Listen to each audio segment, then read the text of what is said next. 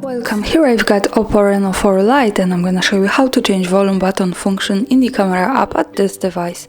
So at first we have to tap on the camera button here to open it, and for now we are in the standard photo mode.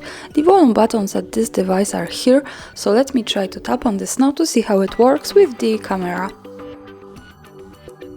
And as you can see now, by tapping on this volume keys here, I can easily take a picture. To change its function, let's go to the right corner.